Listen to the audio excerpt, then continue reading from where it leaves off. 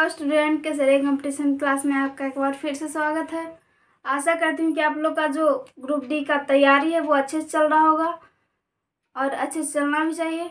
ये सब जो न्यूमेरिकल्स मैं बताती हूँ इससे 5 से 6 नंबर ग्रुप डी के एग्ज़ाम में पक्का पूछता है, इसलिए इस सब क्वेश्चन पे भी ध्यान देंगे और इस वीडियो को जितना ज़्यादा हो सके देखिए, लाइक कीजिए, कमेंट कीजिए और सब्सक्राइब भी कीजिएगा ताकि हमारा ये जो केसरिया परिवार है वो आगे बढ़ सके। तो चलिए देखते हैं आज के सवाल को। सवाल है, एक वस्तु जिसका वजन 98 न्यूटन है, इसका द्रव्यमान होगा। तो देखेंगे, यह पृथ्वी है, इस पर कोई वस्तु रखा हुआ है जिसका वजन है 98 न्यूटन। तब पृथ्वी जो है इस वस्तु की ओर एक बल लगाएगा, तो वस्तु भी इस पृथ्वी पर स्थायित्व बनाने के लिए एक बल लगाएगी।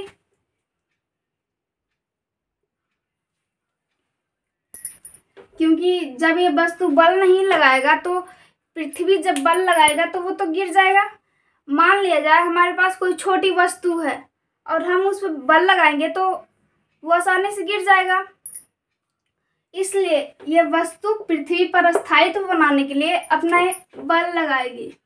यानी कि हम कह सकते हैं इसका जो वजन है, वजन 98 न्यूटन है, इसको बल कह सकते हैं क्योंकि इसके पास जितना वजन है वही उतना ही तो पृथ्वी पर लगा रहा है, इसलिए इसको हम बल कह सकते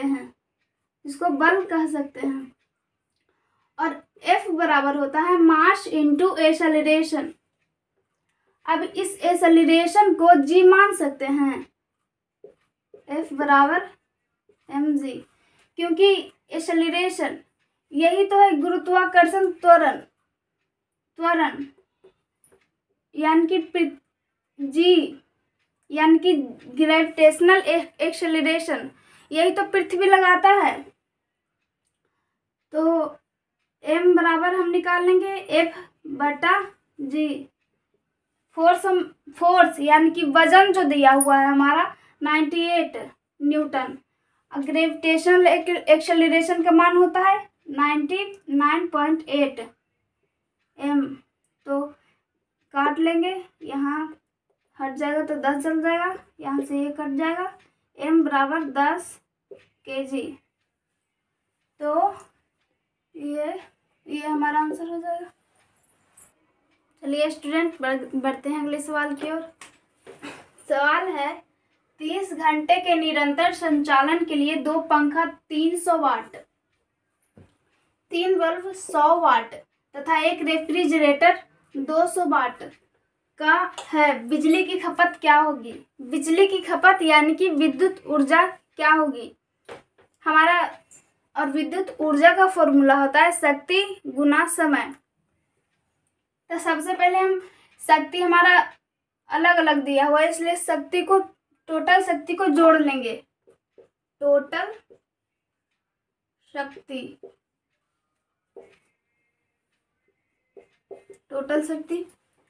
2 पंखा 300 वाट का है, यानी कि 300 गुना 2 बराबर आ जाएगा 600, प्लस 3 बल्ब जो है वो 100 वाट का है, यानी कि 3 गुना 100 बराबर 300 हो जाएगा, प्लस एक रेफ्रिजरेटर 1200 वाट का है, 1200 जोड़ लेंगे तो आ जाएगा हमारा 2100 वाट। तो सबसे पहले विद्युत ऊर्जा जो होता है वो किलोवाट घंटा में होता है, इसलिए इस वाट को हम किलोवाट में बदल लेंगे। तो वाट को किलोवाट में बदलने के लिए 1000 से भागा देते हैं, कट जाएगा, आ जाएगा हमारा 10 ऊपर चल जाएगा तो बिंदु दशमलव बैठ जाएगा, 2.1, ये आ जाएगा हमारा किलोवाट में। अब हम बिजली की खपत यानी कि विद्युत ऊर्जा विद्युत ऊर्जा निकाल लेंगे। विद्युत ऊर्जा बराबर शक्ति गुना समय, लिया गया समय, तो शक्ति गुना लिया गया समय।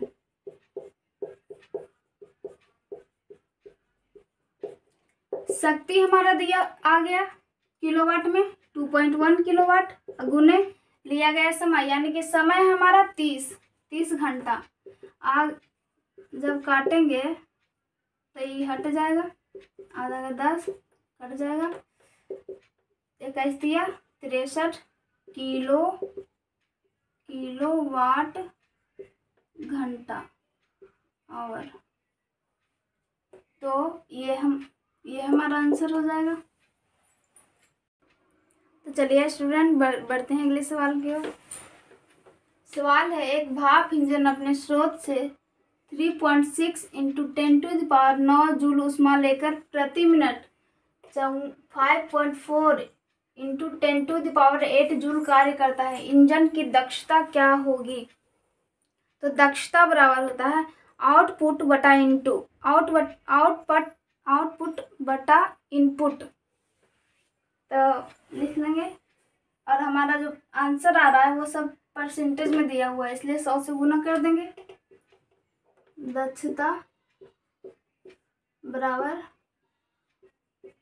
आउटपुट बटा इनपुट इंटू 100। आउटपुट कितना है यानी कि ऊष्मा, कार्य कितना यानी कि हम इतना ऊष्मा उसको देते हैं, यानी कि इनपुट इतना है तो वो हमें कार्य करते यानी कि आउटपुट इतना हमें देता है। तो आउटपुट हमारा हो जाएगा 5.4 × 10⁸ बटा इनपुट कितना है 3.6 × 10⁹ अगुने 100। ये से ये कट जाएगा, 18 3 54, 18 2 36, इससे ये कट जाएगा, 1 10 बच जाएगा, 0 0 कैंसिल। अब 2 5 10 5 15%, इसलिए हमारा आंसर हो जाएगा। स्टूडेंट लाइक कमेंट और सब्सक्राइब जरूर कीजिए और हमें सपोर्ट कीजिए ताकि यह केसरिया क्लास आगे बढ़ सके। तो चलिए स्टूडेंट बढ़ते हैं अगले सवाल की ओर। सवाल है, उस निकाय का वजन क्या होगा जिसका द्रव्यमान 1 kg है? ठीक है, ऐसा ही क्वेश्चन पहला क्वेश्चन में हम बताए हैं, कंसेप्ट वही है। यहाँ पे द्रव्यमान दिया हुआ है, वजन हमसे पूछ रहा है। वहाँ पे वजन दिया हुआ था और द्रव्यमान हमसे पूछ रहा था, तो सारा कंसेप्ट तो समझा हुआ है। तो फोर्स बराबर निकाल लेंगे, F बराबर mg, फोर्स बराबर mg। फोर्स यानी कि वजन हमें निकालना है F, और उसमें वजन दिया हुआ था यानी कि बल दिया हुआ था। द्रव्यमान हमारा 1 दिया हुआ है और ग्रेविटेशनल एक्सेलरेशन का मान होता है 9.8 होता है। F बराबर हो जाएगा 9.8 न्यूटन, क्योंकि फोर्स को न्यूटन में व्यक्त करते हैं, इसलिए हमारा ये ऑप्शन हो जाएगा। स्टूडेंट हम लोग इतना पसीना बहा के ये सब वीडियो बनाते हैं, इसलिए लाइक कमेंट और सब्सक्राइब जरूर कीजिएगा ताकि हम ऐसे ही वीडियो आपके पास जरूर और भी ला सके और आपको अच्छे कंसेप्ट आपको बता सके। तो चलिए स्टूडेंट बढ़ते हैं अगले सवाल की ओर। सवाल है, एक स्वचालित वाहन का द्रव्यमान 2000 kg है। अगर वाहन को 1.2 मीटर पर सेकेंड स्क्वायर के ऋणात्मक त्वरण के साथ रोका जाए तो वाहन और सड़क के बीच बल क्या होगा?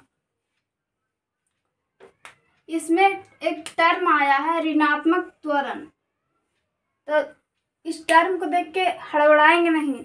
ऋणात्मक कहने का मतलब है त्वरण आगे भी लगता है और त्वरण पीछे भी लगता है। तो आगे में जब त्वरण लगता है तो वो पॉजिटिव में होता है और पीछे में जो त्वरण लगता है वो नेगेटिव में होता है।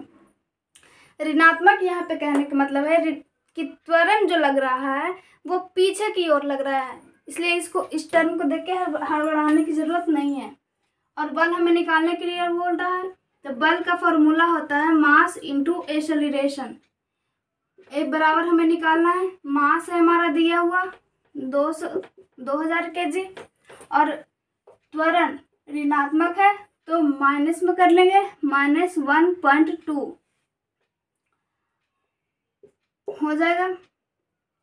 अब इसको हटाएंगे तो नीचे 10 आएगा, इससे ये कट जाएगा। F बराबर हमारा आ जाएगा -24, 12 को 200 को 12 में गुना करेंगे तो 2400 न्यूटन आ जाएगा। ये हमारा आंसर हो जाएगा -2400 न्यूटन। तो अब मिलेंगे अगली क्लास में, तब तक के लिए आप सभी को all the best, bye bye.